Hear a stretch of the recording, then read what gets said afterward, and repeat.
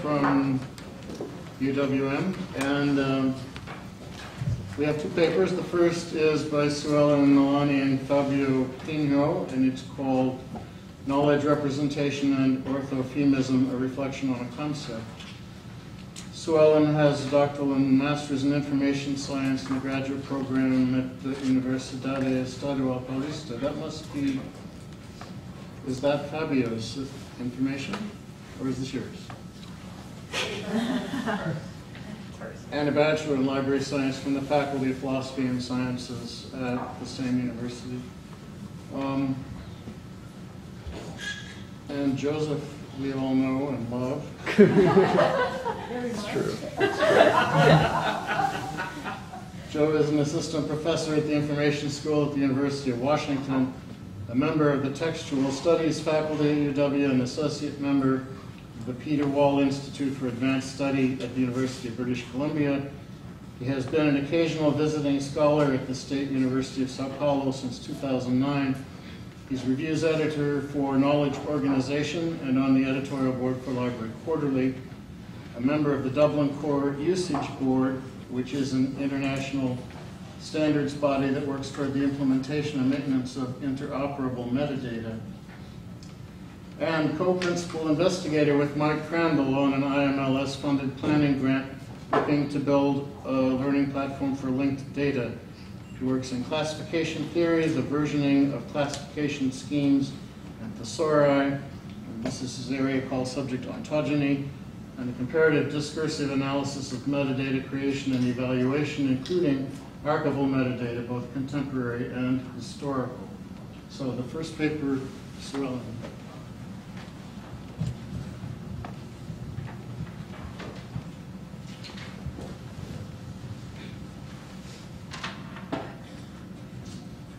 Thank you, Dr. Esmiralha, for the introduction. I also would like to thank the whole organization of this event, especially Professor Hope, who is an enthusiastic professor about this topic. Our purpose is to explore the literature of the linguistic phenomena, euphemism, dysphemism, and orthophemism, focusing on the latter with the goal to extract a concept which could offer existence to the process of subject analysis.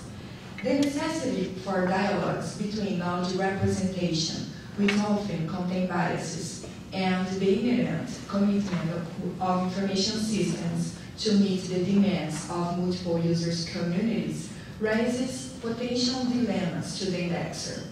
In this sense, the main discussion occurs in a scenario of well-doing, through which it's important to think about mediation activities, such as the construction of thematic bridges within the context of production of documents and the context of acquisition and use of knowledge. It is known that terms themselves are complex. A good example was extracted for Dr. Tennis's studies about the theme of eugenics. We highlight that figures of speech are present in documental production and must be taken into account during subject analysis, primarily in relation to specific users' communities or knowledge domains. According to the Oxford English Dictionary, a figure of speech is any of the various forms of expression deviating from the normal arrangement or use of words, which are adopted in order to give beauty, variety, or force to a composition. A euphemism is a figure of speech with the aim to replace an unpleasant word with another word to soften it, without modifying the meaning. Euphemism is used to disguise unpleasant meanings, ruthless thoughts, or taboo words.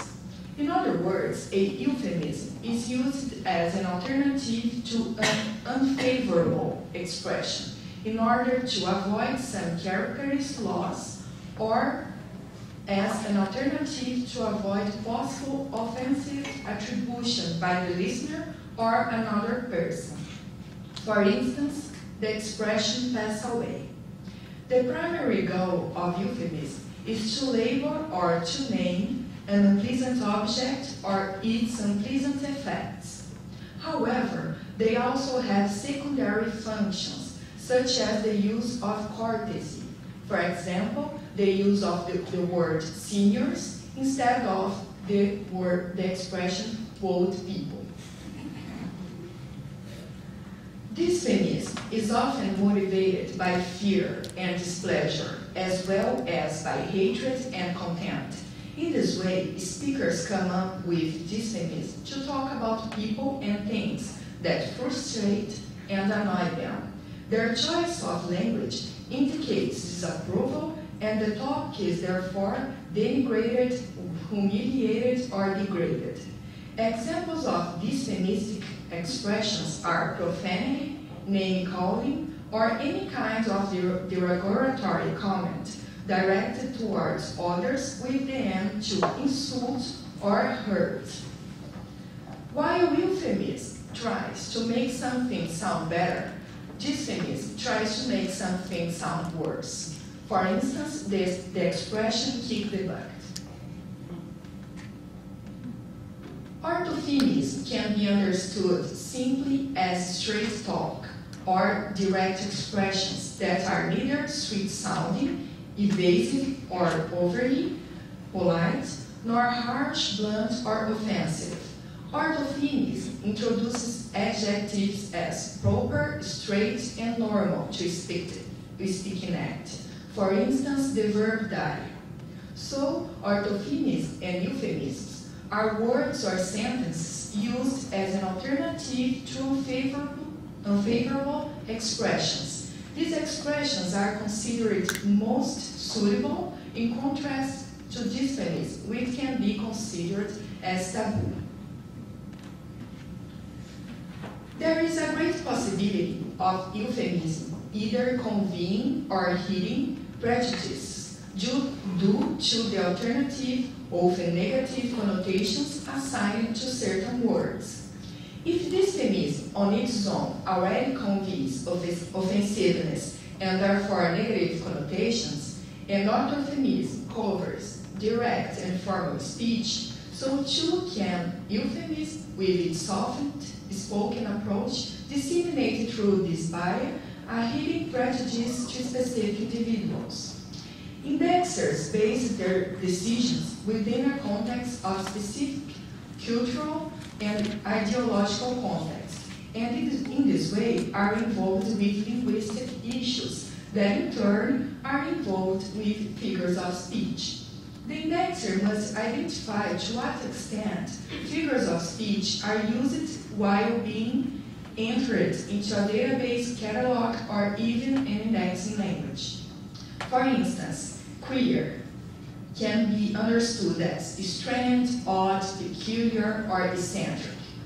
Queer can also mean of questionable character, suspicious, or dubious, but is even synonymous with gay. Meanings related to queer can be bidirectional. On one hand, this word refers to a set of expressions reinforced into a homophobic vernacular, in this way pejorative, and on the other hand, queer refers to an Anglo-Saxon definition whose meaning is related to something strange, unusual, or peculiar.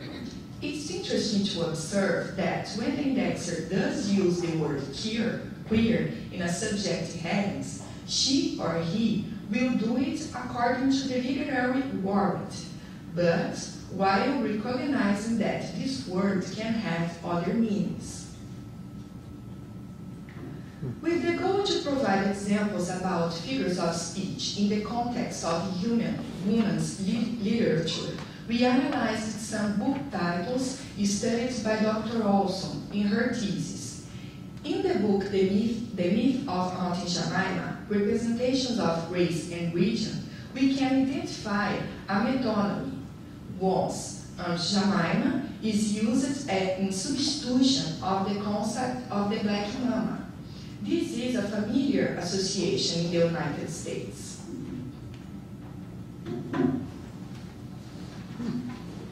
About the literature of words associated with the male homosexuality, terms such as bareback, bears, coming out, don't ask, don't tell, chicken, dude, fag hag, cruising, and dogging were identified from penis studies, as Professor José Augusto presented. It was noted that these words are metaphorical and euphemistic, and they are used for individuals that belong to this domain. In a homosexual context, discourses are permeated by figures of speech, euphemisms and dysphemisms, which are appropriated by individuals to both mischaracterize or recharacterize them and adopt a new meaning. To disregard this statement is to disregard the identity construction of this group. The comprehension of such linguistic phenomena could support the following issues: decrease of polysemy and ambiguity of terms used to represent certain topics of documents, construction and evaluation of indexing language, and possible contributions from linguistics and terminology to subject analysis, as demonstrated by Talon et al. These statements are a starting point for further research, considering that the concepts of euphemism, dysphemism, and orthophemism, from their linguistic approach, specify the context of terms used in specific discursive communities or for knowledge domains. This factor is relevant for the accuracy in the process of knowledge representation. The insertion of euphemisms and orthophemisms in indexing practice and even into indexing language to establish semantic relationship among terms can support information retrieval related to more specific requests, can clarify to users how a certain domain is organized, and can even encourage the preservation of that domain. Orthophemism, which is formal and direct, is a favorable language of expression to represent an object or a human being's action. This is a clear and precise way to express a concept without the need to hide one's intentions or use false sincerity. But orthophemism also has cultural features, which can be linked to knowledge representation with a lower possibility of results in our harm or prejudice. Thus, this presentation suggests that studies about orthophemism as a term which is strictly referential or descriptive could yield fruitful contributions to the advocacy knowledge representation agenda, once these studies are involved with human beings' decisions and with linguistic behavior. Thank you very much.